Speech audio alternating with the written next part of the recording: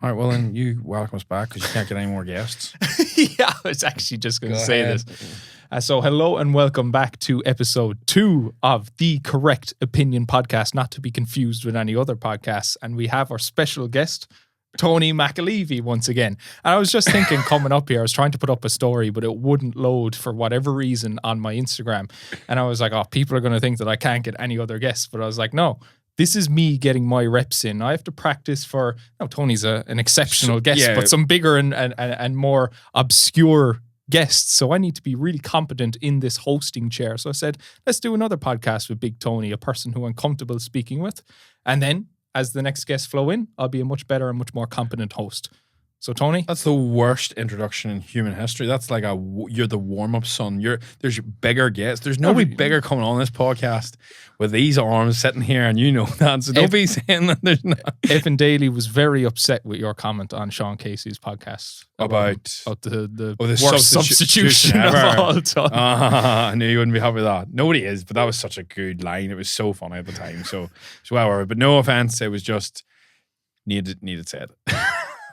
So the topic of today's podcast is going to range a little bit differently from the last ones. We're going to delve a little bit deeper into relationships. We're going to delve a little bit into both me and Tony, or Tony and I's experience with therapy and how that has helped us on our respective journeys in our respective lives. So I think the first thing would definitely be, and I know this is something that you are currently going through at the moment, but would be, I think, therapy. I think it's a very interesting topic to start this off with. And over the last year, a lot of people don't know this, but it was probably one of the most turbulent years of my life. I won't get into the personal reasons behind it, but there was deaths, there was arguments that really led to me being in a very, very bad mental state. And it was the first time in my life where I felt like, okay, I'm going to have to do something about this, or I'm going to have to seek professional help for it. And so came my first experience with therapy. So what it was I met this gentleman who works with students in UL, which was a really, really good thing because obviously he has seen a lot of people like me. And that's another thing that I think it's a caveat, but you might think that when you're suffering with certain conditions or you're in the depths of despair that you are the only one who feels a certain way. But the chances are there's a lot of people out there like you experiencing sort of the same issues, experiencing the same feelings. And it helps in many respects to get an outside perspective from someone who probably has worked with many individuals in that situation to give you the best advice and to give you a sense of perspective, kind of going back to our last topic, but a sense of perspective about your situation and how it mightn't be too far removed from someone else's experience and why, it may not be as bad as you might feel. So I don't know if Tony wants to come in on his individual experiences with therapy or? Yeah, no, I've been multiple times to multiple different people. It's just, I initially went because the fire service sent me after not a major incident, but quite a large incident where there was loads going on. So they just go, does anybody want to go? And I was like, do you know what? I've never been, so whenever I went, it was CBT, which is cognitive behavioral therapy. So it's like a wee bit more, it's like a certain approach to therapy. But in other words, the funniest thing I found was that the person doesn't actually talk that much to you, whereas you expect them to be talking constantly. Do you know what I mean? You expect them to be. Yes. And it's very much they ask a question and they sit and listen. And it's just that sort of process of where you're just spewing out information. So the first time I went, they gave me like an insight into, like, they asked questions about my relationships. They actually dived in very little into like anything that went on at work. It was more so the individual that I am and then the behaviors that I have in my life that are affecting me.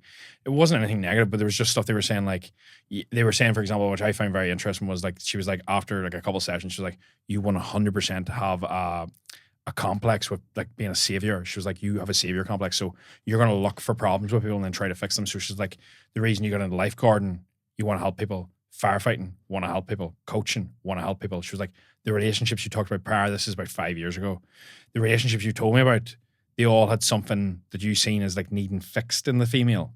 So then you thought, I can help. So she's like, you're picking partners based on if you can actually help the individual. How many relationships was that? It's about 3 or 4 back to. It wasn't long term. They were talking like, not relationships. Sorry, like, see, I don't know. They didn't have titles. Do you know whenever you're seeing a girl, but you aren't boyfriend and girlfriend? It's like the initial stages. Yeah. First 3 to. Well, no, but yeah. Saying that now. But first 3 to 6 months, it was around that like 18 to 21 period where I didn't realize it, but she was just like, you're picking people, and then if they don't have issues, you're losing interest. because you want to be able to fix something. So she was like, just monitor that and then just watch that in your next relationship. And I did, and it actually helped my next relationship go really well. But it was one of them things where you don't realize things about yourself until somebody gets a bird's eye view on you and then goes, watch out for that sharp spot there, because if you don't catch a grip, that's going to get you in the arse in the long run. And I think that's where, if people aren't like noticing, you can't see your blind spots whenever you're doing it. Go on, give me some wisdom. Come on, give me a quote. It was actually, it ties in really, really well to a conversation I had with a mate of mine this morning who was offered a very lucrative counter offer from the position that he's currently in at the moment. And he was asking me that, like, what would I do in his situation? And it's very, very difficult because I can never imagine myself in the situation that he is in. But he was just discussing that there was one particular aspect of that contract, which was largely optics. It was just kind of the cherry on top for to what's the term? To sweeten the deal a little bit.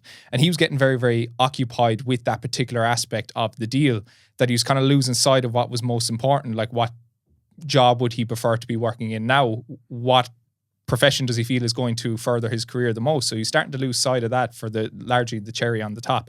So he came to me and said, what is my opinion? What do I think I would do in that same situation? And I gave fantastic advice, if I do say so myself. I'm going to give myself a pat on the back for it, because I was asking him all the really important questions that, look, if money wasn't an issue, if anything like that was to be removed from the equation, where do you see yourself long term? Where are you happiest working? Do you feel now is time for a change? Or are you just kind of getting caught up in, as I said, the optics of the deal that's being offered to him? And straight away, he came back to me and says that has offered a lot of clarity to his situation. And then I think he made his decision shortly after that. And I said it to him, I said, if only I could apply that advice that I gave to him to scenarios in my own life. And then he goes, well, that's why I was looking for an outside perspective, because it's very difficult to see your own blind spots, as you said, and to give yourself as good advice as you might give to other people. Yeah, like one of the main things that I always say to even clients is that, what would you say to somebody that's in your position if you were me? So if you were going to coach yourself, what would you say? Or what advice would you give to somebody in your exact same position? And they usually give cracking advice. But the problem is people don't take advice from themselves because it's coming from them. So you're emotionally tied in. And when you're emotionally tied in, you don't think logically. And that's the issue. That's why even if a relationship is toxic for you or there's something going on that's negative in your life, when you have emotions involved, you don't think logically. And when you don't think logically, you make not the wrong decision, but you make emotional decisions, which are impulse, and they're usually not correct. They're usually not what's going to serve you in the long run. This makes a lot of sense, but do you think this is tied in with the fact that we have to deal with the consequences of the decision? Whereas, when you're giving advice, let's say to a client, or you're giving advice to a friend, you can see the whole picture, but you don't necessarily have to deal with the consequences of the decision. Do you think having those consequences and weighing that up clouds your vision? Or is it the fact that you going back there, that when you act emotionally, so let's say a client trying to get into better shape, it's obviously a very emotional relationship that they're looking to achieve a better, more confidence, better physical condition. I don't know where I'm going with this, but yeah, no, I get you don't even need to go ahead with it. It's one of the things, like, prime example, when you're in the crowd watching a sporting event, it's very easy for you to go, he should have passed to that player. That's an easy goal. But whenever that player's standing there with two people around him and it's high pressured, you can make the wrong decision very easy. So when you're in that process of making that pass, you actually can get heightened by making the wrong pass that much that the pressure gets to you, and you can end up making whatever you think is right at the time, even if it is wrong. So as mad as it sounds, it's like, do you know whenever you see footballers and they make that back pass and you're like, why didn't they just play it up the wing? It's because that's the safe option, and that's usually what actually happens with emotion. You go, I'm in a relationship, not really loving it at the minute, but I'm in a couple of years. Is the safe option to stay? Joe, even though you don't realize it, in the back of your mind, there's emotion, there's doubts, there's insecurity. So the thing is, whenever someone comes in and gives you advice, like a therapist or a friend, they're coming in from knowing you as yourself to them, knowing you better than you know yourself, without the clouds, without the vision. And they'll go, this isn't you, or that's not you, or you're better than this, or that's the way you need to treat it. And the thing is, when you have the consequences and you get the pain, you're afraid of making the wrong decision. That's 9 times out of 10 the problem with decision making. The perfect is the enemy of done. Indecision kills businesses. It kills relationships over time because people don't make the right decision. People are afraid to not make the right decision. Whereas sometimes any decision is better than this standstill point, because you need to be willing to actually go for it and lose it all to make things better sometimes. And that goes for every aspect, in my opinion, because as long as you're moving, you can always correct the path. Whereas too many people are standing still, not afraid to make anything happen in any area. And whether this ties into relationships, of course, what people don't understand is that to not make a decision is making a decision. To not make a decision, you're standing in the exact same place. You've weighed up the consequence or the opportunity costs of your current situation. And what you're willing to do is actually stay still, stay where you are. Because whether you haven't reached a pain point that's big enough for you to actually change course or to move in the right direction, is definitely something that I've deeply considered, because I suffered an awful lot with procrastination. I will sit around and sit in my hands. But by doing so, I'm obviously kind of comfortable in my situation, and I might say one thing and then do another thing, or not do another thing. And by not pursuing whatever it was that I needed to pursue, or I said I was going to pursue, I was kind of weighing up that, I'm pretty comfortable where I am, and the opportunity cost of staying where I am is less than the opportunity cost of doing what I had to do to progress my situation or pursue something else.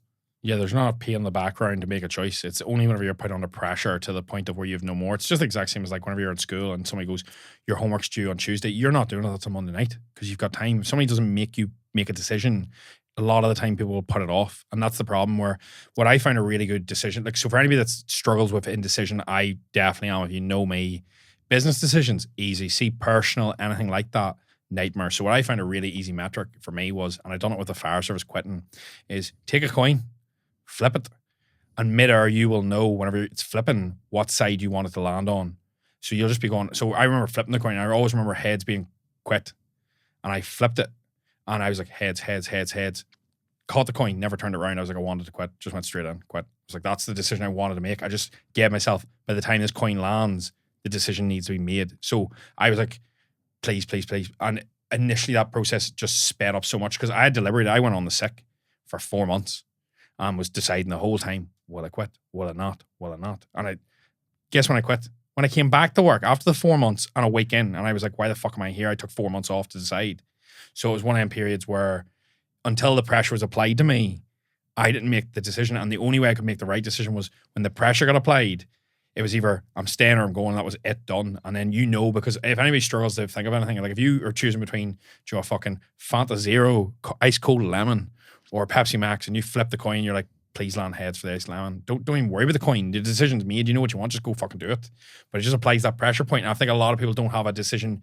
I wouldn't call it matrix, but I would call it a decision thought process. So see if I'm ever struggling, you'll see me flip a coin.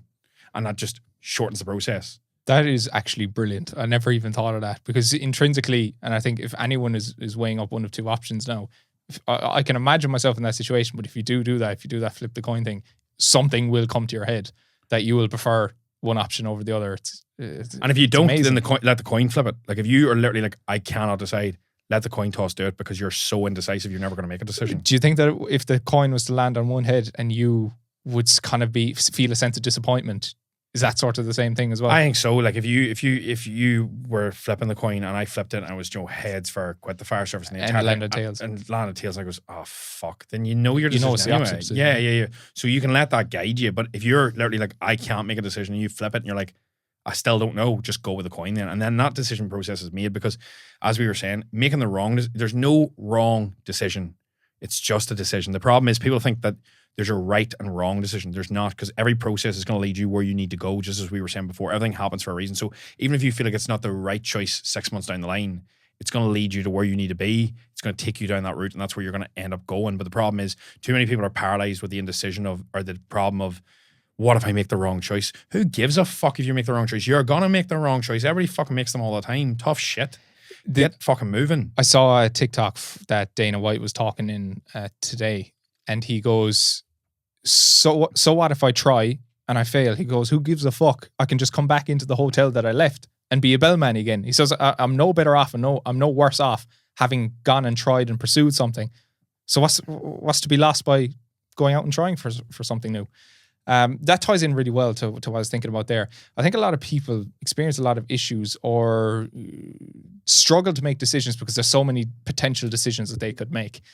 I think I'm going to get very, very deep or maybe even superficial with this, but if you look at, let's say, Tinder, okay, right? How are you? I'm just. This is just a very, very obvious example, because there's just so many fucking potential matches, so many potential women or so many potential men, whatever you're into. How are you going to ever be 100% content with one of those matches? Because this is may not apply to everyone, but to some people I think it does, is that you just have all these potential options that you struggle to actually narrow down and go, what's the one best option in this situation?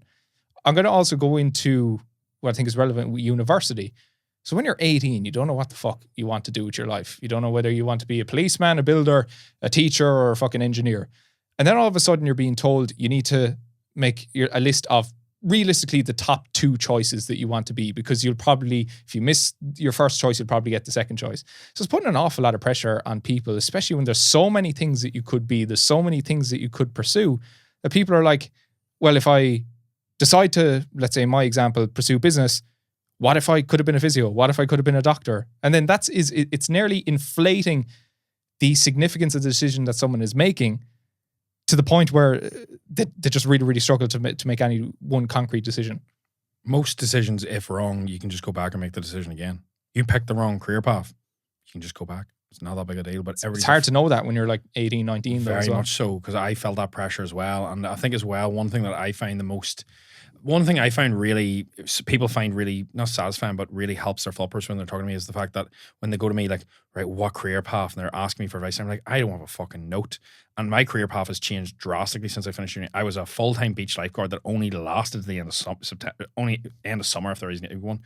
So full-time beach lifeguard until September. Signed on the dole for fucking 4 months because I didn't know what I wanted to do and couldn't get a job. Got into the fire service. Within 2 years, I quit that. Online coach. Now I'm leaning towards property. So over 5 years, my job career has just changed drastically. And what I found is the more change, the more I've actually enjoyed a different variety. Whereas one of the main reasons I left the fire is because I loved it. No more fulfillment. And it's probably one of the only jobs that there will be differences in your day-to-day career because you're sorting out emergency situations. But you also do know what the majority of the career is going to look like. So if you know what that's going to be like and you're happy enough with that role, I'm very much a person who likes a bit of change, likes a difference. So for me, that thought process of waking up and doing the same thing is it can be melty. Whereas other people will feel like that's where they need to make the decision that you're going to do this for the rest of your life, and that's it. Like you're not allowed to change path now once you pick a degree. That's complete fucking bullshit. You can do that degree and go, nah, this is horse shit a year in. Go back and pick a different one. There's nothing wrong with it. But society and even thoughts or opinions of our people. The problem is you think that other people are actually thinking about the decision you make. See, when somebody goes back to uni and they're 24, do you think I give 2 fucks that they go back to uni? No, they can go back to uni 10 times if they want. I'm not thinking twice about that decision. But yet that person's maybe not making the decision because they're like, it's too late. It's not the right time. Or I'm 27, I should be thinking about having kids. What the fuck? Like people just get caught up in that, like where they should be, the norms. And that's what you're saying about the career path. Once you pick a uni degree, they feel like this is now you. That's why there's so much emphasis on that one decision. But there needs to be some sort of pressure so it's picked, because otherwise I'd still be probably picking, to be honest. This is probably, and if I clip this and put this on TikTok, it's probably going to ruffle a few feathers here. But I have a theory and a conspiracy rather regarding the accountancy industry. I've never quite understood why someone who has gone to college for 4 years or university for 4 years to study accountancy, then when they graduate and start their graduate job in EY or KPMG or wherever they're working, have to then pursue several years of accountancy exams. And I don't know, and I'm speculating here, so feel free to absolutely correct me in the comments section. But is it not sort of a backhanded agreement between the accountancy board and the EY or the KPMGs of the world? Is there not sort of a mutually beneficial sort of agreement there in the sense that exams cost X amount of money? And my theory here is that accountancy companies are kind of trying to tie in graduates for a prolonged period of time once they graduate. So let's say you graduate at 22, 23. Then all of a sudden you've got, 5 years of accountancy exams or at least a term of 5 years that you have to stay, or else they'll force you to repay those accountancy exams. So by the time you have done your due diligence, you have completed your exams so you don't have to repay them to the accountancy company, you could be 27, 28, and maybe at that stage you have a long-term relationship. You could be thinking about trying to put a deposit down on a house. And what I think, and the conspiracy that I have, is that accountancy companies are nearly banking on the fact that you're not going to be arsed about changing position, changing job, changing company at the age of 27, 28, 29, when you're starting to think about your long-term future. And that's how they get so many people so invested in those positions, and why a lot of people end up spending 20, 30 years working in accountancy companies.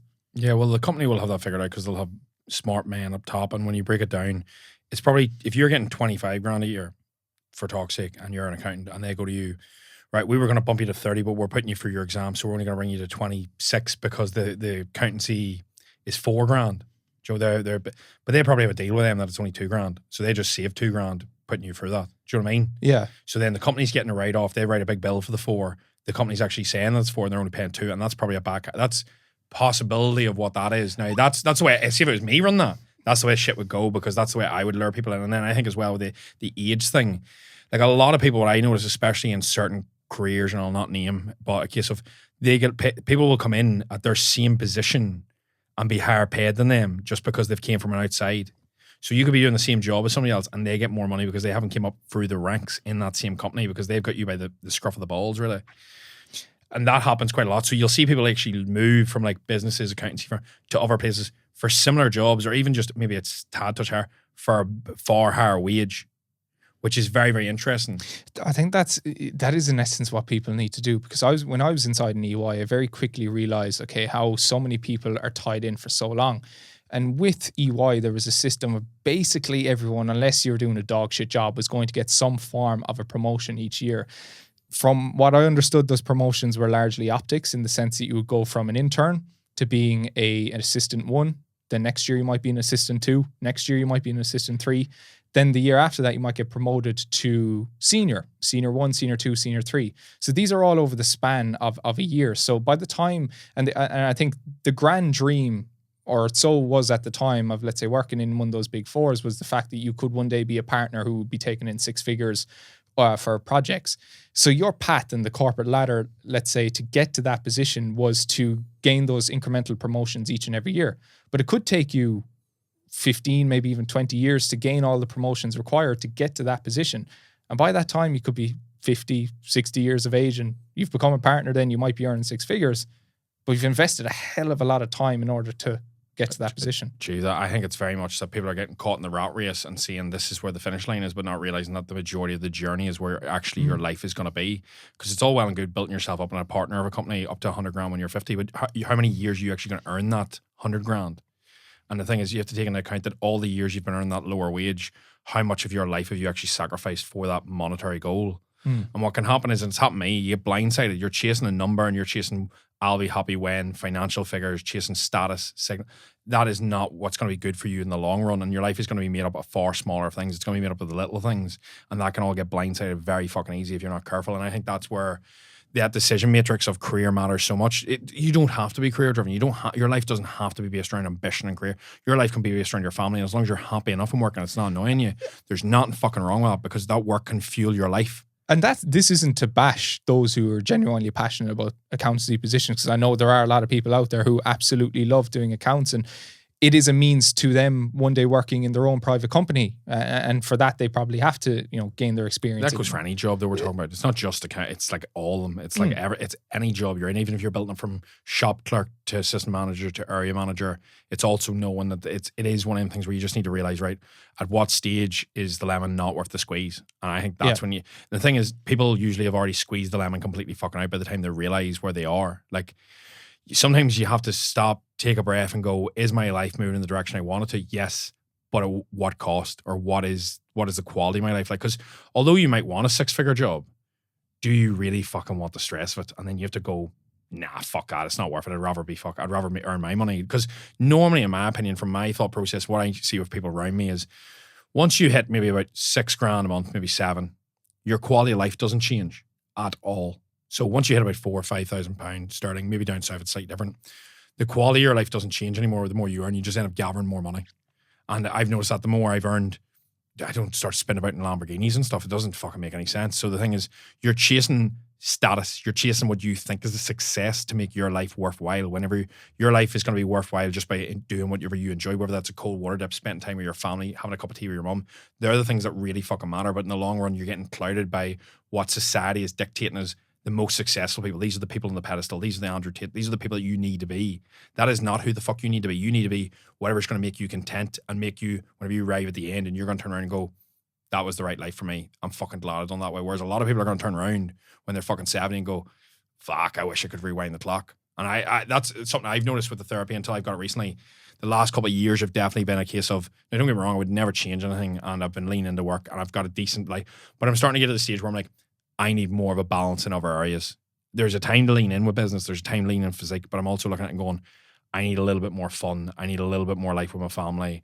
And it's going, right, That's how I'm going to change this. And now's the time to change. Can't dwell on the past. Let's move forward. But it's a case of how do I go about doing that? Making sure my behaviors match my actions and then lean in with that. Because otherwise what happens is 20 turns to 30, 30 turns to 40. And by that stage, you'll be like, I'm in a habit. I'm in a rut. Not you.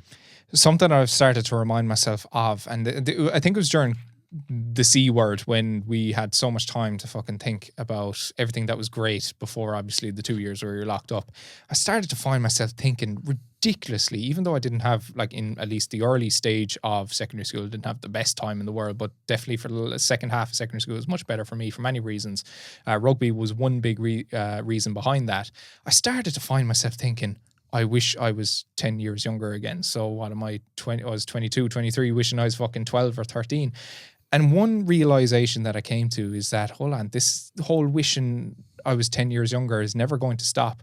And I said to myself, in 10 years' time, when I'm 32 or I'm 33, I'm going to be wishing that I'm the age that I am now. So I said, this is a completely fruitless exercise. And likewise, when I'm 42, 43, I'm going to be wishing that I'm 32 and 33. So I think a lot of people need to stop dwelling in the past, regardless of how good the past is, because it is a memory. It doesn't exist. It's not coming back.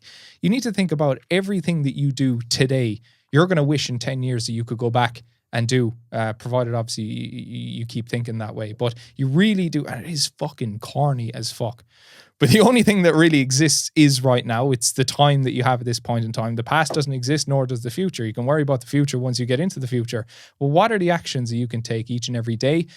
And if you do have a goal that you're looking to achieve, what are the steps that are going to bring you slightly closer to that you can do today, not the next day or what you could have done a couple of years or a couple of months ago? Yeah, 0 point dwell on the past because it's just absolutely wasted energy. Now, there's lessons to take from the past, but there's no point dwelling on it. And it's one of them things of you can wish forward and you can pre-plan, but realistically, you only have the moment in time you're in now today to really make a change to make the tomorrow better.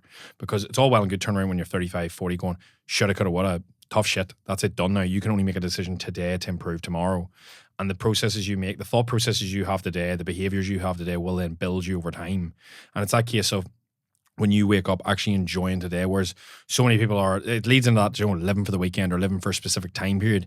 That's where you need to enjoy the small things because they're what's going to make up your life in the long run. And too many times I get caught up in looking for the next big thing, the big goal, the big car, the big truck, whatever it is. And you don't realize that the small moments where you're laughing with your family, they're the real things that are the key to your life in the long run. They're the things that really are going to look back on. And for me, whenever I look back at like when I'm happiest over the last couple of years, it's not like when I hit 100K on Instagram. It's not when I got my Raptor. The best part about me getting my Raptor was the fact that my mum got in the back of it for a laugh and stood there in front of a bicep. And see, apart from that, I don't have one good memory in that car. That's it. That's all I have of Not it. one, Tony. Not one. And I didn't even christen it. So there you go, for anybody listening. So let's bring it back to normality. She's no size anyway. But anyway, but in terms of that process of like chasing is going to do you no fucking use. It's going to break you down over time. And I'm speaking from myself because that's the main reason I'm going to therapy at the minute is because I can't switch off. And that's a behavior that I built in because I wanted to get ahead in every area. There's nothing wrong with that. That's actually, like, I would far rather be in that position than going, oh, I haven't turned up at all. But it's just a case of looking at your life and going, where needs to be a little bit more improved to make me happier or make me the life I want. And it doesn't mean anyway that's a bad thing. If anything, that means I'm going to do well for myself because I'm working so fucking hard. But at the same time, you have to go, right, what do I want?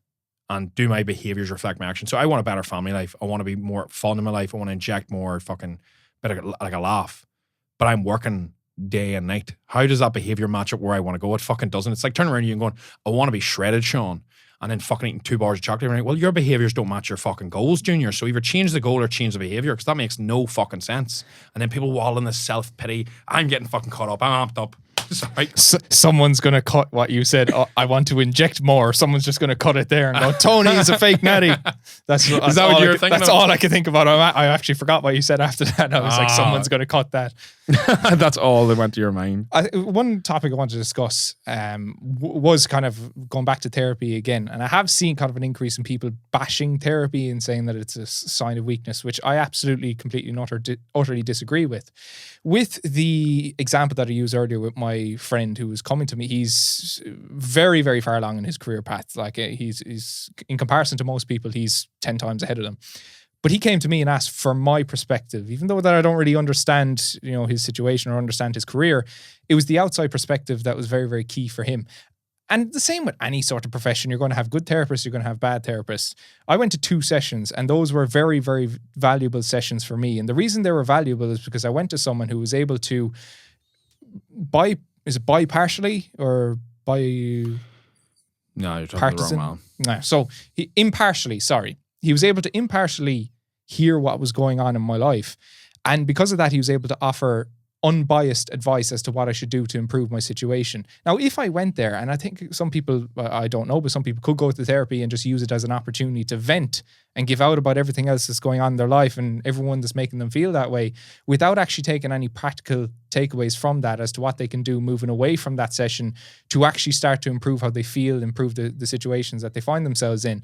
So one of the biggest valuable things for me was both the fact that, yes, I could get something off my chest, but I wasn't just left there having done a 40-minute or 50-minute venting session. I was left with, okay, now that the session is over, there are certain things that I need to do that I've been given out about that I need to go and improve my situation. One such sort of perspective that I got was when, let's say, someone might be having a go at me or whatever, or is in the middle of an argument with whoever. I felt as though for the first time in my life I was able to put up like a glass shield between me and the other person and understand what was going on.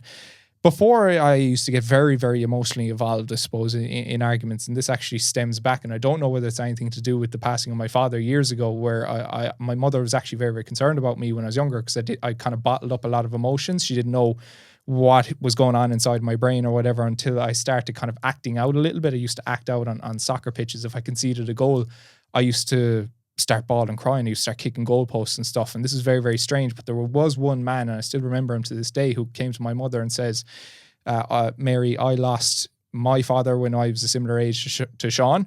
And I think this is exactly what is going on here. I think this is his way of sort of grieving or whatever. So I never really lost a sort of a emotional aspect when I found myself in arguments. But as a result of kind of going to therapy twice, I definitely was in a much more emotionally stable place. As I said, it felt like I was putting up a glass shield between someone who was arguing with me. I was able to kind of just pause for a moment, understand what was going on, and respond much better to situations than I might otherwise have done. Yeah, I'm just taking that in. That's heavy. But yeah, like for me, whenever you bring emotion into an argument, when you bring emotion into a conversation, it turns into an argument. So that's whenever things go wrong. So in my opinion, just like you're saying there, if you're having an argument with somebody, the best thing you can usually do. So what I used to do whenever I really struggle with emotions is I used to go, whenever I was arguing, so I would leave and go to the toilet, and I would just sit and deep breathe and take, not hyperventilate, but I would do 5 seconds in, 5 seconds out. I would repeat that process until my heart rate lowers. Once your heart rate's lower, you'll usually think far clearer.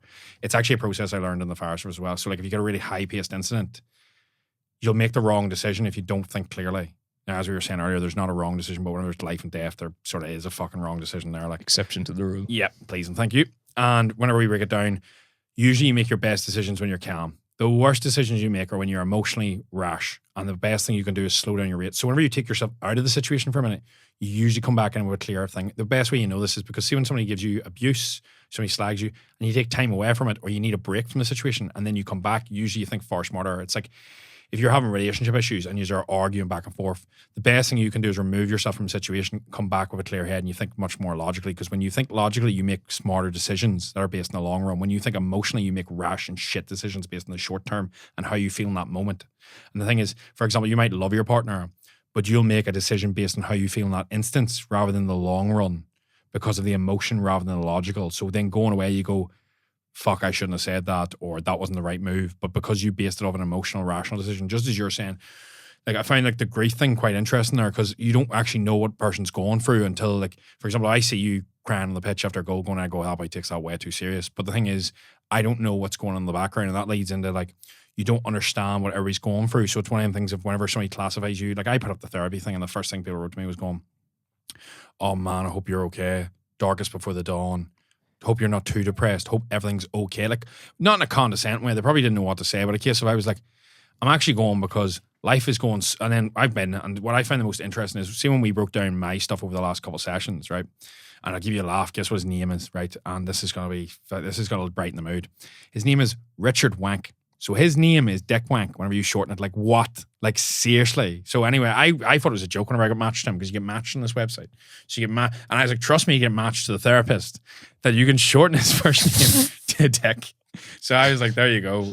Hopefully he's not listening. But in case of, he said the reason that I'm fighting, that I'm starting to relate back to all these values, is because he says that if you ever read through like self-actualization theory or Maslow's hierarchy of needs, once you start to tick the boxes for your life in terms of you ever read Maslow's hierarchy of needs? No. Yeah, fucking drilled into my head in the last 2 years of secondary school business. Yeah, simple like that. There are self-actualization theories that once you have all your needs covered, you start to go to a place of enlightenment or self-actualization where you start to ask yourself the real questions for the meaning of yourself. And he was like to me, that's really where you are, because he goes, you've got your water and food covered. Obviously, you've got safety covered, which is your money, your wealth. You've got belonging covered because you're with your family. And he goes, you've got your purpose covered with your mission. But he goes, you're wanting to know what's next. What's the big enlightenment? What is the next? Where do you go from here to complete everything? And he says that's the reason that you're actually fighting, that you're starting to struggle now. Because he goes, most people don't always get there, or they get there for a short time period. Whereas he's saying you've been here for a while now. So what you're starting to do is you're starting to ask questions about the areas where they could be better. And he goes, that's where you're starting to break down barriers and that you've been putting up, but that you haven't been realizing. So you might be like, you haven't spent enough time with your mother. You might have felt it's there, but it's not proper, or, this relationship isn't going the way you want. So he goes, you're actually taking analysis of everything now. It's very interesting because it's like, he calls it like self-actualization, but it's technically enlightenment, they call it. But it's not like, where you're sitting on top of fucking meditating. It's not like that. It's a case of you're actually analyzing your processes. I'm trying to think about what I'm trying to articulate here, but I was in Bali for 10 days and the local people in Bali seem to me and appear to me, and I understand appearances can be deceiving, but they appear to be the nicest people that I have encountered in any country ever. Like every single person who I walked past had a smile on the face. Some people didn't even have shoes, and some people were families with young kids out selling flowers on the street or out cutting rice crops. Yet they just appeared to me to be the happiest people in the world. And then we contrast that with kind of a lot of Western societies and why there's such a high prevalence of depression and why there's a high prevalence of ill mental health. And I'm wondering, is there something to the fact of whether of social media having a role in all this? Because or even the pursuit of more materialistic items. Because when you contrast the lives that those Bali, what the Bali people live, it's very, very simple. I think they wake up, and this might be quite reductionist, but to me it appears though they woke up in the morning with a pursuit of going out, getting their crops, getting their water, whatever it was, doing their jobs, going to work, and spending, I think, time with family. And I think as a result of that, to me, it has seemed that it gave them a sense of happiness that is kind of missing within our societies in a way. That's because everything in our society is whitewashed now with the case of you need more. There's billboards, there's advertisement, there's telly. All this is cloud to what really matters. Like what are we really made for in this earth to do? Like when you think about it, we're made to eat, live together, like breed and repeat. And I know that sounds a bit blunt, but realistically your job as a male or a female is to reproduce. It's not to be an Instagram model. Like realistically, when you break it down, and the thing is, that's the reason why when you say to people, what's your main values? Family usually comes out first in everyone naturally, because it's what's made to look after you. Like if you look at any animal species, because we technically are a species, do you know what I mean? Like people think humans, like we're the same as every other animal. We're going to have instincts. So like, for example, when you think of protection in a pack, wolves protect each other, same as bears and cubs, same as fucking dogs and their puppies.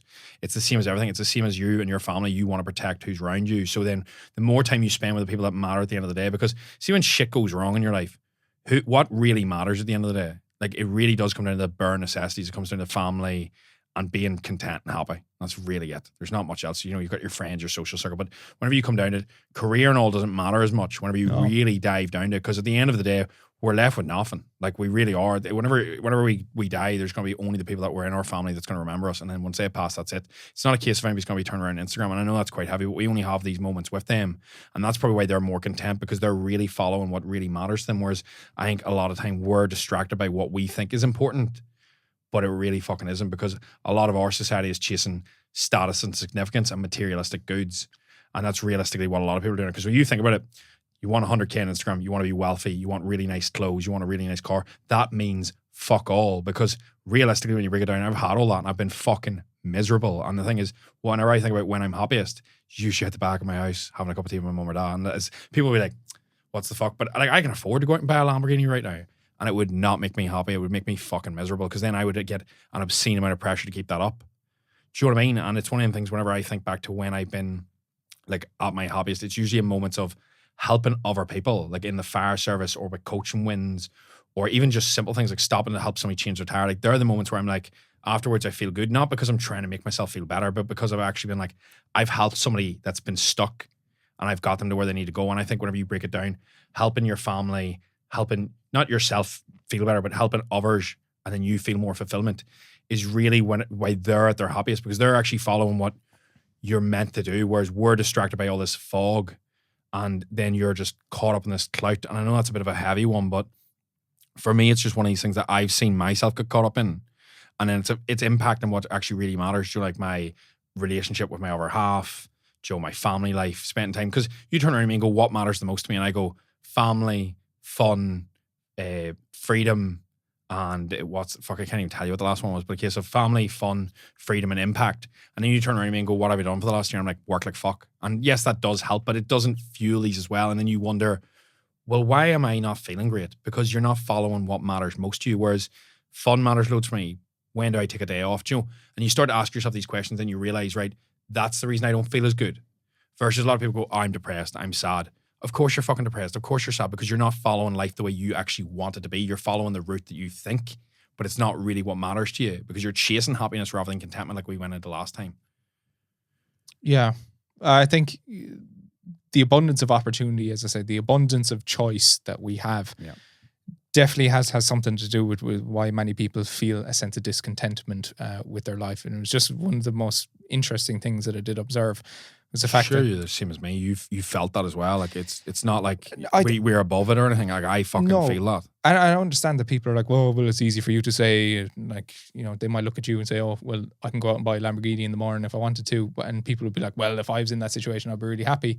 But it's one of these things that I think in, let's say in Ireland, the UK, US, you're not getting away from the fact that I think you need some ability to create financial gain, financial wealth or whatever, because it's just something that's valued within society. But needs it's not, as well. Yeah, and it's needs as well, especially obviously with the times that we're coming into. It's going to be important to have obviously financial comfort when it comes into that. But what the point that we're trying to make is that there's a certain point of diminishing returns beyond that, where you can continue to pursue all these materialistic items and think that the more followers that you have, the more money that you have, the nicer the car and the clothes and the watch that you have, that the more abundance is going to come into your life, and then that's what's going to make you this ultimately happy person. But I think definitely if you were to look at maybe a lower sort of wage bracket to a sort of more medium wage bracket, I'd imagine there's a much more higher marginal utility of satisfaction that you would get from making a jump from, let's say, one sort of wage, let's say, bracket to that next wage bracket. But then beyond that, I don't know if this is statistically correct or whatever, but I think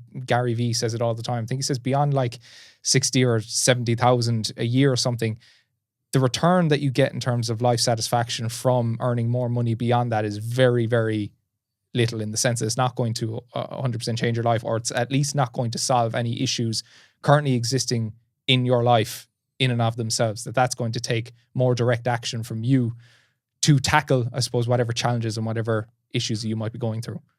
The biggest change in quality of my life was going from earning the fire service wage at 23, and I have no problem talking about money, because I feel like if you're afraid to talk about it, it's a bad thing. But I was earning 23,000 a year, so I was getting paid like £13 an hour to run in a burn building, to where I made about 100 grand a year, and that was the biggest jump in my life. No matter how high I've went past that, the quality of my life or how I felt hasn't changed. The 100 grand mark or the 70 grand mark, whatever rough jump that was in that year, that was the one where I was like, right, that's fucking massive. And the quality of your life, the stress dials off. So I do agree that money does make things easier in a lot of senses. But then once you start pushing past that, that's greed. There's a difference between safety and greed. And when people are pushing on past it, there's nothing wrong with want more at all. If your business is growing, you want to keep pushing it, that's good. But if you're pushing it to chase happiness, that's thinking that something is going to give you that. Whereas the only way you're going to get contentment or happiness is by, on the inside, you control that. It's like whenever you're angry or you're sad, you dictate what that pace is, not an object on the outside. So see, if you annoyed me right now, or if somebody says something to disrupt me, I decide whether I'm sad, angry, or content with that. No, not you.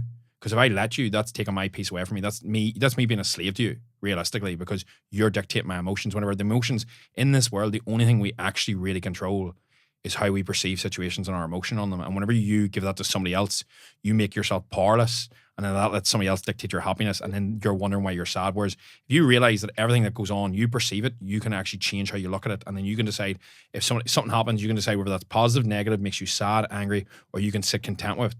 And every time you weigh that up, you'll pick content every single time, because why would you let something make you feel down all the time? Or why would you make somebody let you feel angry? Because you're giving them complete power over you, or that object, that money, making you chase it, making you want it.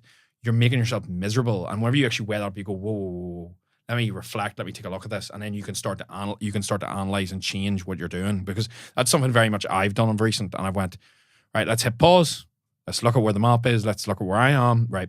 So I want to go left now, and I'm continually going fucking right. So it's pretty smart just to turn left now. So it's at that point now for me where it's been way, way uphill, and then I've went right, left or right. And it's at that stage now where I need to make a decision to then start tweaking more to the left. I've been too one-sided for a long time.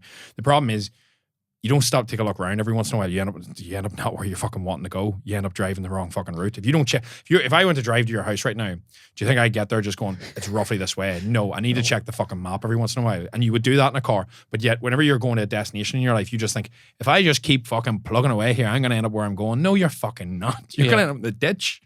That's another line that the therapist that I went to used. He says, and just to introduce me to the whole idea of it, because I was reserved about it, to say the least. He came to me and said, Sean, this is nothing more than a train ride. You're after approaching a stop on this train ride. He says, now is your time to get off, take a look around, make sure you're still on the right train tracks, get back on the train, and pursue to the next stop. And I think it's a really nice way of putting at it. It wasn't... That's far better than mine. I like that. Yeah, and I thought it was actually, it just made a lot of sense. And it actually just desensitizes you to the idea of therapy, that it's not, you're not going there. I think a lot of people won't go to a therapy session because they think it's an admittance of that they're broken or something, as opposed to it being a proactive measure that it could be for a lot of people to simply just take a look at what way their life situation is working out. They're probably not happy in one or two situations. So can they get some ideas as to how they can improve the quality of their life moving forward? What I think is a really viable point too is therapy doesn't have to be of a therapist. If you are coming to your mother, your sister, a family member, a friend to chat about a problem, that is technically all the difference is. It's just that person's getting replaced with somebody that's actually qualified to help you. I want to butt in there, but I think in some situations that's not the best shout. I think they mean well. I think, but the problem with going to family and even friends is that they're biased towards you. They're biased to their experiences with you. They might be biased towards situations that might have occurred within the realm of the family home or within the realm of your friendship. So I think in many cases, I would disagree that maybe going to family might necessarily be the best thing. Other thing, and just apologies, I just want to pursue with this point. Another thing is that you could go to, let's say, a family member, or you could go to a friend, but you might run the risk, and this is just being brutally honest, you might run the risk of them using what you admitted to them or told them against you as ammunition in the future. It might be a very morbid way of looking at it, but I think it's an important thing to remember that if you are opening yourself up, you need to really trust that person that that's never going to be spoken about again, or that's never one of the biggest values that I got of going to a therapist that I didn't know was the fact that anything that was discussed within that therapy session was left in the park. It was gone. It was off my chest. It was just absorbed into the atmosphere. It wasn't never going to come back around and be used in an argument against me again. See, I find that very interesting because that's never the way I would perceive my family conversations. Like for me, that's probably more basis of what your family's like and what your conversation is like. So with my ones, it's very much like everybody is open book. So like if my sister went to therapy about a month or two ago, like she's telling everybody what happened there. That's not kept. It's open book. Everybody knows everything about her. So for a case of me, I like the idea that it's unbiased, but I also like the idea of that whenever I come to my sister with an issue, and although it's not therapy, it's a conversation, she knows me better than I know myself. So she's going to help me make the right decision. Whereas if your family is very much like that, where you feel like you need an unbiased opinion where they're going to support you, it's do you know what it probably is? It's because of how nurtured my network is in the family instance. Like, because we've had issues with alcohol in our family, we've had issues with depression, like there's bipolar, there's fucking jobs quitting, there's stress, there's fucking everything in my wee knit. And because we don't have outside family and I don't have many friends and sisters, we're very close knit. So it's one of them things where I actually get an unbiased opinion from them, in my opinion, because they're not afraid to turn around to me and go, whoa, whoa, whoa, that's complete horseshit. You're actually just a bellend on that front. So, for example, I've been having issues in my relationship, right?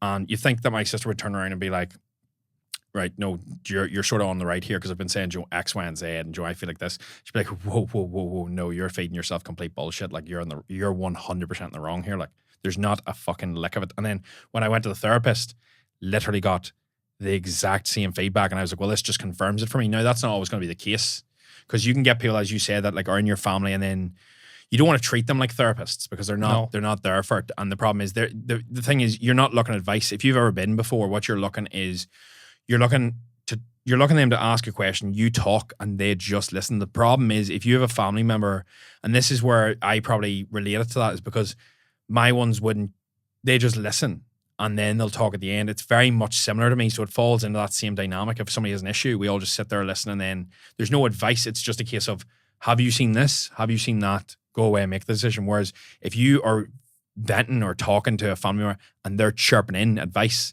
they're chirping in with their past decisions, they're chirping in with their biased opinions if they don't like that person. So I do actually really see your point there 100%. I think that depends very much on your family dynamic. And then if you bring it to somebody like that and you're not getting the problem solved, you should definitely move to the professional. Or even if you feel like it's clouding your judgment, I like the fact that you're challenging me on that because that's something that I would never even consider for somebody else because that's not in my, like I almost assume everybody's as close with their family as I am with mine because that's all I really have. Versus there's a lot of people here who could go to family for advice and it'll not be the right advice or it'll not be the right conversations or the person won't listen and it makes them feel worse. So you're always better going to somebody who's qualified in the actual field. Because I definitely noticed that I was struggling to get through it with family and that's why I reverted to it because everything else I've ever got through has been with them versus I was like, oh, I need an actual outside help here because we're struggling to get through this. And that's when I knew shit was sort of off to more extent. It's interesting as well because what you said there about if you're going to someone with issues and all they're doing is chirping in and not sitting back and taking in what you have to say, that they're probably not listening. They're not listening to you to hear what you're saying and to understand your situation. They're listening to you so they can give their input. Whereas with therapy, and one of the probably some people complain about it, but the fact that they feel as though they're just talking and the therapist is just there listening.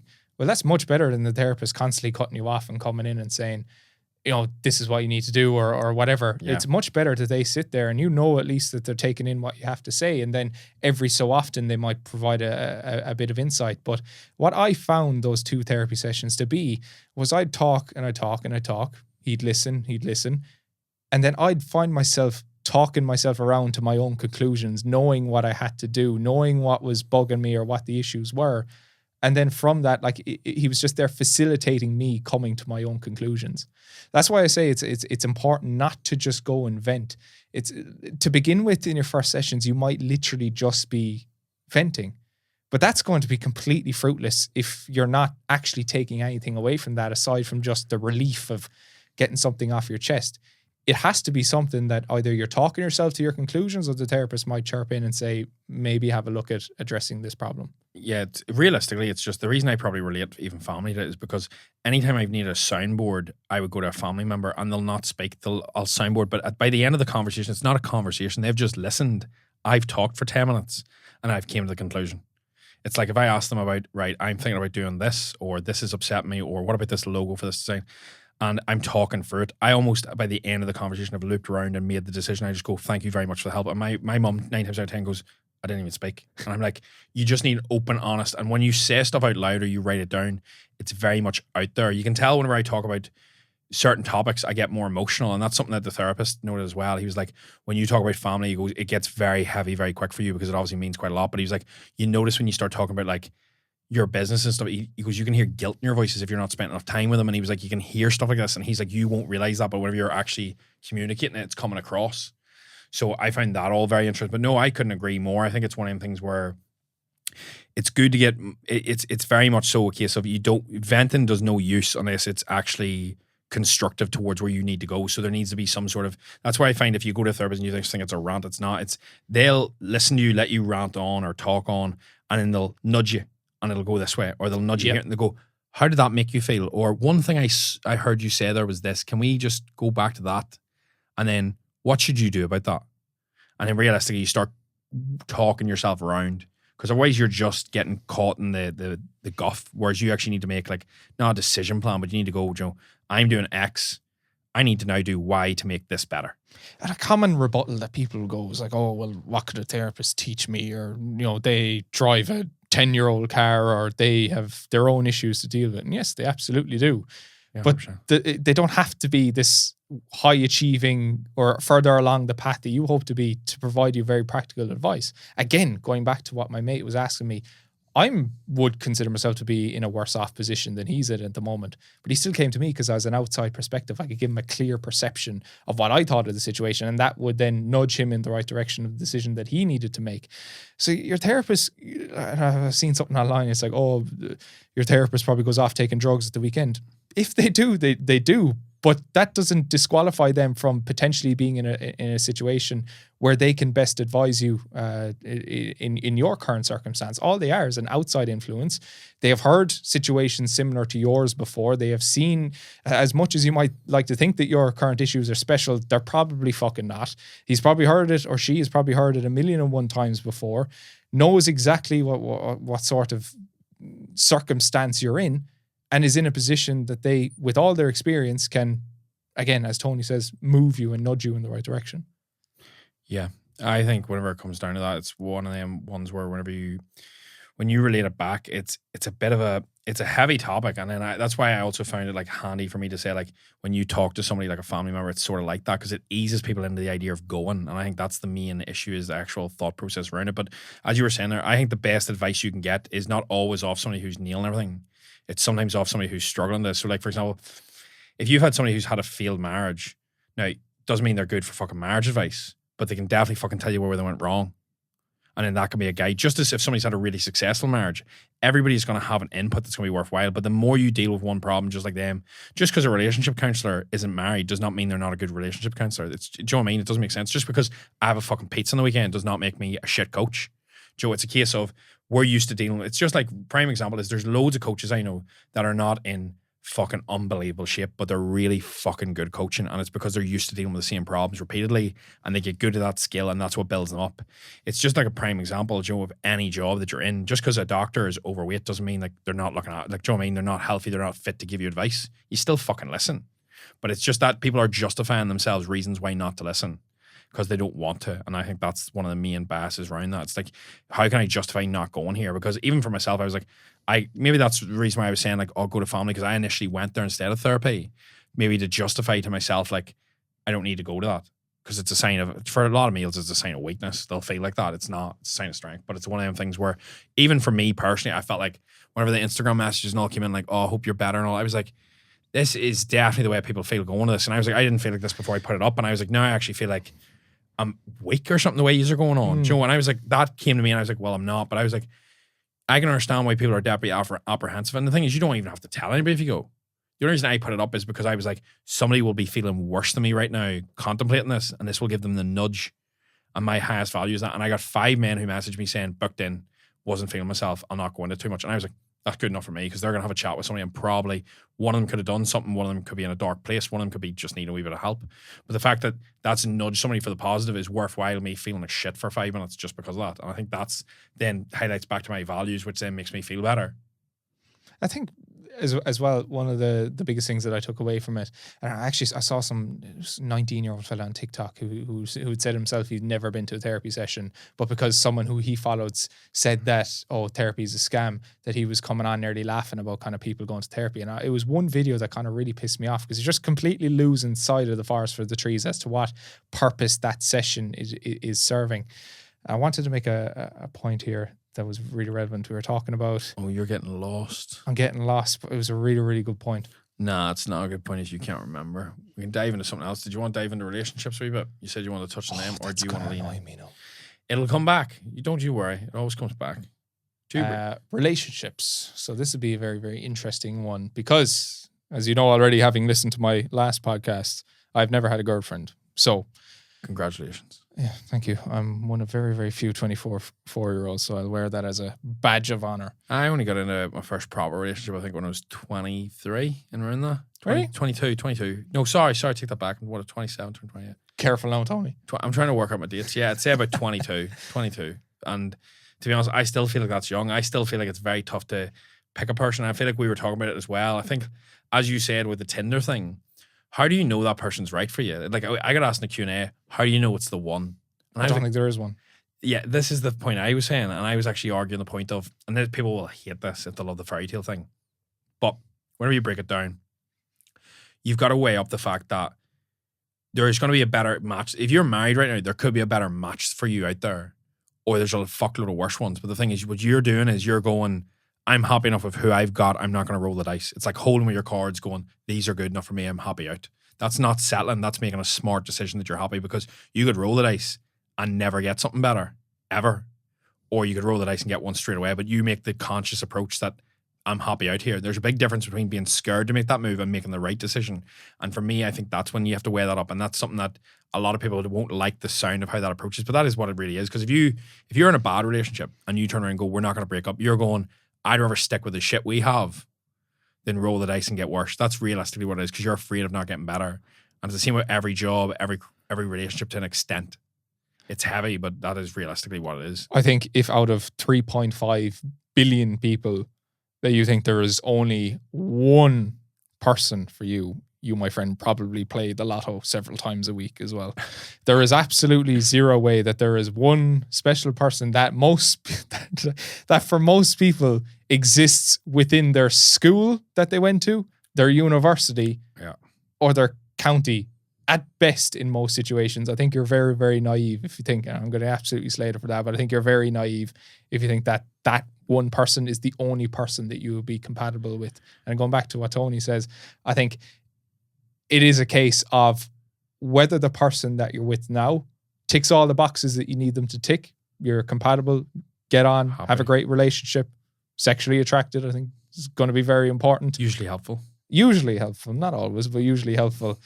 But there's going to be tens if you're being generous, tens or hundreds or thousands of people out there who could tick a lot of those same boxes. It just so happened that the person that you encountered was probably just the first one to get to you at the time, and it's been the right moment in your life and stuff. That's why people say right person, wrong time and all. It's not a case of that. It's a case of it's just that person that is ticking your boxes for you. I find it very interesting because a lot of people won't enjoy that. No. But I think when you think of it like that, it doesn't mean that you're happily going to give up your relationship for something better. It actually just means that you're conscious of how the world works. I think these people need to be grateful because they have found one. I am yet to find one. So, consider yourselves lucky. There's plenty of people who will act as tribute. I'm sure I saw that underneath the Instagram post. I volunteer as tribute. I was like, what is this?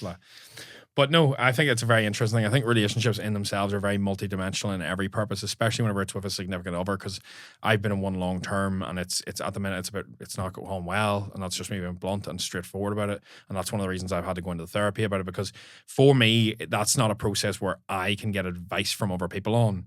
That's a process where I need to figure out what's went wrong with me or the thought process or us, and getting an outside therapist in, if that can usually help. And that's where people turn around and be like, oh, that's very fair. That's whenever you actually care enough about a relationship that you're trying to actually work on it or work on yourself for the future person. So whether or not that relationship goes well, if a relationship ends and it's long term, you probably should be going to some form of therapy or talk to talk through what's went wrong or what's went right. Because if you don't, you're doomed to repeat the past if you don't fix the problem.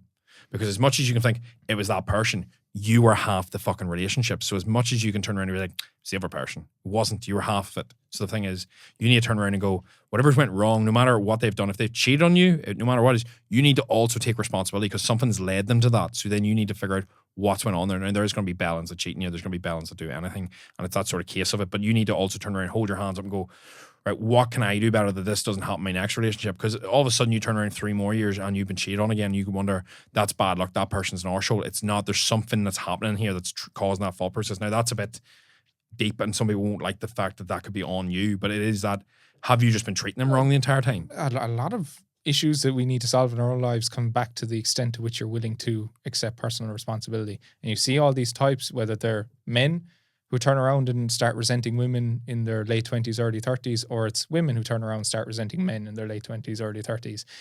If all men are trash or all women are trash, the chances are there's only one consistent variable within all of those relationships, and that consistent variable is you.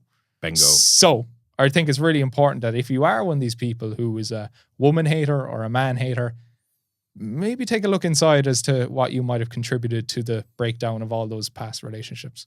Yeah, it's the same as like people who don't value that relationship or don't care about it. It's because you don't nurture it. And then the thing is, it's like everything you do. It's effort, consistency, and time. The three keys to anything you do if you want it to work well. It's the same with relationships. And the thing is, if shit goes wrong and you're not losing weight, what do? You review the data and you go, right, that's the reason why. I'm going to try and fix that. And then you go away, you make a plan, you fucking notable action, and you get stuck in. Versus going, nah, I don't know why that didn't work. Let's not look at it. Let's just scrap that to the fucking side and move forward. And that's what's happening with relationships. It even happens all the time with family relationships. And people go to me, you're lucky you and your family are close. Do you think it just naturally flows like that? And it's foxy the amount of family interventions we've had where we sit in our conservatory and we stare each other in the eyes and people are giving me death for doing X, Y, or Z. I'll not get into that. That'll be heavy. But for talking, being too short with people or whatever it is, or not spending enough time or whatever it is, or somebody's doing something that's acting up on other people or they're not treating somebody else right. But the thing is, that's work, that's effort, that's time you don't want to fucking do. That's the shit. That's the putting your hands in the dirt and molding it back together. Nobody wants to do that. But that's what makes it good. You only get good relationships when you put in the effort. And I know because I've not put the effort in some, and you notice it go to shit. Even though you think everything's hunky-dory here, it comes back around to bite you in the arse. If you don't nurture a relationship, it's either growing or it's dying. You pick which one it is, and you've only got so much time to give, so you need to figure out which ones are growing and which one's dying. I think it's important as well, and this is just from an outside perspective, that if you're the only one nurturing the relationship, and genuinely you can hold your hands up and say that you are the only one putting in the time and the effort, it's probably time to cut your losses. Yeah, 100%. Like, that's definitely something that's had a knock-on effect on mine recently. Like, I've been very, very focused on business growth, that sort of side of things, that you can lose, as you said, the trees or the forest for the trees. It's very, very simple for that. And then you realize whenever it breaks down, what really matters, what you've been putting time into, and then you have to call it and go, like, has it went too far? Can we fix this? Can this work well?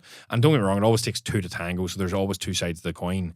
But I do think, like, whenever somebody's putting in so much effort, they have to weigh up and go, right, well, sometimes with relationships in particular, this is something I got from one of the sessions, is that sometimes you have to be willing to lose it all for the other person to say. So you have to be willing to go, that's it. And then you'll know really how much it matters, because whenever shit hits the fan, that's whenever it really goes south. You know if it really adds up, because sometimes you have to draw a line in the sand. If you're giving somebody everything, you have to draw a line in the sand and go, that's it, I'm out. And whenever you're willing to be out, that's when somebody else might change. Otherwise, you repeat the same cycle. This is why a lot of people, in my opinion, end up on unhappy marriages, because there's no way out when it's marriage.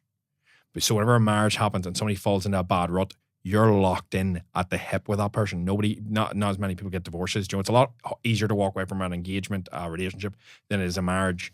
And that's why you notice, and this is something that I'm petrified of personally, being in a long-term relationship, married, unhappy because you don't want to leave because it's not right. And that person can change. That can happen. You have anybody. You could be in love with the person at the moment, and they can change over the next 20 years. Realistically, who you are now is going to be a different person when you're 43. Realistically, I'd like to fucking think so. I'm going to have an impeccable hairline, though. Oh, well, you're very, very true. But you know what I mean? It's one of them things where when you break it down, you have to take that into account, that everybody does change. And that's why you'll notice, like, some people lead lives of misery and they don't actually change anything because the other half won't, or they won't. They're not willing to turn around and hold the other person accountable. It's just that person is that way. Do you know, like, they're now like that. They're not fucking like that. You're letting them be like that because you're not holding them responsible for it by giving them an ultimatum or making a choice. And that's a lot easier said than done. But that's really the truth. It's amazing the crossover this has to so many scenarios about personal and business. It's like what Trump says in his book is always be prepared to walk away, because only then will both parties at the table understand what's at stake here. And I think, like, even in any negotiation, and look, relationships are as much negotiations as business negotiations are. If one party is willing to say, no, I'm not putting up with this, or I'm not accepting this, I'm leaving, I'm out, well, then that's where where the other party will start to haggle or start to compromise. That's what relationships are, in my opinion. Like, they are, as much as you can say, it's compromising because you love the other person. Like, you have to care enough to compromise. And why would you compromise if you knew that the other person was never going to walk away? See, that's the difference. I think that is where you have to draw the line and go, that's as much as I'm willing to go. You have to either meet me at this line or this doesn't suit me. So even if you don't compromise as much as the other person, that's as much as you're willing to do. And then that other person either has to meet there or walk away. and that's it, because you have to be willing to walk away. And I think that's actually the right verdict. So you don't both have to compromise to where you're miserable, but you just need to be like, it's not a one-way street. You can't be, one person can't compromise completely for the other, or they can't meet in the middle if both people aren't happy. It has to be a balanced equation. Now, that's going to be different. So you might notice, for example, it might be 60-40 in some, 70-30, depending on what role each person's in. Your prime example is, you'll notice, so like back 10, 15 years ago when my dad was working full time, he would have worked Monday to Friday. So my mum would compromise with the fact that he needs to go away for the majority of the week because he's working in Coleraine. It's 2-hour drive each way. So she has to compromise the quality of their time together for him to provide. Now, is that a trade-off he's willing to make as well? And that's sort of meeting in the middle, if you get me. Versus, if she's not happy with that, then there has to be some other agreement. Otherwise, then the relationship breaks down. Do you know what I mean? Like, for example, there was talk of there was talk of my ones moving up north to Portrush because that's where my dad worked, really. And then mum wasn't willing to do it. And there was a big, oh, fuck, because that's a 2-hour drive. But my dad was willing to make the compromise because he cared enough that I'm willing to drive 2 hours each way. But if you asked me to do that for a relationship, would I be willing to compromise that much to give 4 hours, 5 days a week? And I know that some people go, it doesn't matter. But that's where you have to weigh up, is that going to make you miserable in the long run? And you have to weigh up, are you going to be in a happy marriage, a happy life because of that? And that's a trade-off you need to make and sit with. But every single individual that makes that doesn't mean they don't love the person less. It means that they might value themselves a little bit more. The why might not be enough. There's so many multidimensional layers to that specific topic that made that work for my mum and dad. But it's an interesting thing because I do feel like, not that they're compromised, but realistically, they are to an extent, because you're working around other people. You're not suiting yourself. Yeah. What was I going to say on that? And it's not that any one person is right or wrong. It's just what you're prepared to, I suppose, tolerate in any given situation. And as you said, what's going to make you miserable in the long run? Because you might compromise more than you're willing to begin with. But over time, that's going to start gnawing away at you and start breaking you down. And that was kind of one of the reasons why I turned down a company recently. Because like, look, this sounds great in theory right now. But I know I'm excited now at the prospect of what this product could potentially offer. But I know that if I sign up here with the agreement and the terms that are in place, I'll be happy to begin that agreement. But after a couple of months, that's definitely going to start wearing and tearing at me. And I don't want it to get to a point where I'm going to implode or someone's going to implode. I'm going to get very, very disagreeable with the whole situation. And by then, it's just a much bigger mess than it needed to be, as opposed to me just saying no to begin with. Yeah, like that's seeing down the path, which that's tough to do, I think, as well, because that's like seeing ahead and going, right, I see problems here because initially I'm going to be keen, and then over time, that's it. But it's one of the reasons that I've had relationships in problems in my relationship is because I really want to go traveling more and more and more, right? And it's one of these things where, am I willing to stay here more for the relationship, or am I willing to travel, or do I want to travel more? And what you have to ask yourself is, although this matters more, in 10 years' time, am I going to resent this person because I've stayed here and I haven't went traveling? And that's where I think, for example, you see people that go, do it while you're young, before you're married, before you have kids, because they're turning around saying it's not possible now. It still is possible now. You're just choosing to be here, which is completely understandable because you've got fucking kids and a wife. Who's always giving you that advice? But whereas, yeah, do you know what I mean? People who haven't gone and traveled while they were young. Exactly. Every single time, because they're going, go travel, go do this. So then the thing is, you have to turn around to yourself and ask the question of like, right, who's giving me this advice? Why? And then make a decision. You can make a decision yourself based on it. But I do feel like it's one of them things where a lot of the time people think the grass is greener because they're not wearing it. But no matter where you are in life, you've made the decision to go there. No matter what it is, what relationship, you're not held there. Nobody's held in one position. You might feel trapped, but you still have to take responsibility for it no matter where you are in life, whether you're overweight, underweight, whether you're happy, you're sad, you're up, you're down, where your career is, where your finances are. It is down to you. And once you realize that, you do get a sense of, oh, that's a lot to take in because I'm not the victim anymore. But then you have the responsibility and you have the power that you can actually go, I can change any of these variables at any fucking time point just by leaning in. And then that makes you go, do you know what? I can get fucking on this. I can change any of this. It's uncomfortable to admit that you are the cause of the most of the problems that you have in your life. But it should be a sense of liberty or freedom with that as well. Because if you are the cause of all of your problems, you are also the solution to all of your problems. So it's within your power. And would you rather be someone who's sat there and powerless to the circumstances? Or would you rather be someone, you know what, I'm not my fucking best friend right now, but I know that if I decide to flick a switch in the morning, that I'm going to be moving towards a much better situation.